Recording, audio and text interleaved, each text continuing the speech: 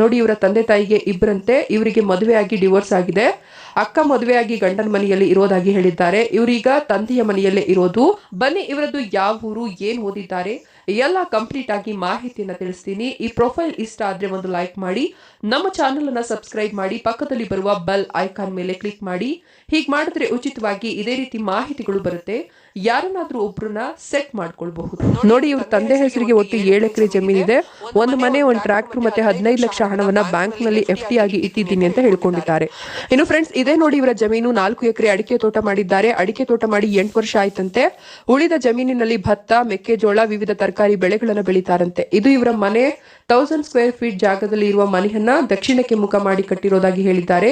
2 bedroom, 1 bathroom, 1 ಅಡ್ಗೆ ಮನೆ, 1 ಹಾಲು ಕೈಕಾಲು ತೊಳೆಯಲು, ಮನೆ ಮುಂದೆ ನೀರಿನ ವ್ಯವಸ್ಥೆ, ಗಾಡಿಗಳು ನಿಲ್ಲೋಕೆ ಪಾರ್ಕಿಂಗ್ ವ್ಯವಸ್ಥೆ ಕೂಡ ಇದೆ ಅಂತ ಮನೆಯ ಬಗ್ಗೆ ಡೀಟೇಲ್ಸ್ ಕಳಿಸ್ಕೊಟ್ಟಿದ್ದಾರೆ. ಈ ಒಂದು ಮಾಹಿತಿ ನಮ್ಗೆ ಬಂದಿರೋದು ಕೊಪ್ಪಳ ಜಿಲ್ಲೆಯಿಂದ. ಫ್ರೆಂಡ್ಸ್, ಇವರು ಕಳೆದ 6 ವರ್ಷದಿಂದ ಸಿಂಗಲ್ ಇರೋದ್ರ ಬಗ್ಗೆ ವ್ಯಕ್ತಪಡಿಸಿದ್ದಾರೆ. ಬೇರೆ ಯಾವುದೇ ವೈಯಕ್ತಿಕ ಮಾಹಿತಿಯನ್ನ ತಿಳಿಸಿಲ್ಲ. ಫ್ರೆಂಡ್ಸ್, ಈಗ ಇವರ ತಂದೆಗೆ ಅನಾರೋಗ್ಯದ ಸಮಸ್ಯೆ ಇದೆ ಅಂತ, ಆ ಒಂದು ಕಾರಣದಿಂದ ಗೆಳೆಯ ಬೇಕು ಅಂದ್ರೆ ಮನೆ ಅಳಿಯ ಬೇಕು ಅಂತ ನಮ್ಗೆ ಈ ಮಾಹಿತಿಯನ್ನ ಕಳಿಸಿದ್ದಾರೆ. ಆಸ್ತಿ ಮನೆ ನೋಡ್ಕೊಂಡು ಹೋಗೋರ್ ಬೇಕಂತೆ. ಯಾವುದೇ ವರ್ಗದವರಾದ್ರೂ ಪರವಾಗಿಲ್ವಂತೆ. ಅವರಿಗೆ ದುಶ್ಚಟಗಳು ಇರಬಾರ್ದಂತೆ ಮತ್ತು ದುಡಿದು ತಿನ್ನುವ ಬುದ್ಧಿವಂತಿಕೆ ಆತನಲ್ಲಿ ಇರಬೇಕು ಅಂತ ಹೇಳಿಕೆಯನ್ನ ನೀಡಿದ್ದಾರೆ. ಇವರ ಮಾಹಿತಿಗೆ ಬರೋದಾದ್ರೆ, ಇವರ ಹೆಸರು ಎಸ್ ಕಲ್ಪನಾ ಅಂತ. ಇವರ ತಂದೆ ಹೆಸರು ಶರಣಪ್ಪ, ತಾಯಿ ಶಾಂತಮ್ಮ ಅಂತ. ಇವರದ್ದು ಮಿಥುನ ರಾಶಿ, ಉತ್ತರ ಮೃಗಶಿರ ನಕ್ಷತ್ರ. ಇವರು BCom ವರೆಗೆ ಓದ್ಕೊಂಡಿದ್ದಾರಂತೆ. ಎತ್ತರ ಬಂದು 159 ಸೆಂಟಿಮೀಟರ್, ತೂಕ 70 kg ಇದ್ದಾರಂತೆ.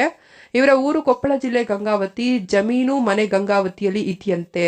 ಸ್ನೇಹಿತರೆ, ಮಾಹಿತಿ ಇಷ್ಟ ಆದ್ರೆ ಲೈಕ್ ಮಾಡಿ, ನಿಮ್ಮ ಅಭಿಪ್ರಾಯವನ್ನ ಕಮೆಂಟ್ ಮಾಡಿ ತಿಳಿಸಿ. ಇವರೇ ಖುದ್ದಾಗಿ ನಿಮ್ಮ ಅಭಿಪ್ರಾಯಗಳನ್ನ ಚೆಕ್ ಮಾಡಿ ನಿಮ್ಮನ್ನ ಕಾಂಟ್ಯಾಕ್ಟ್ ಮಾಡ್ತಾರೆ. ಧನ್ಯವಾದಗಳು.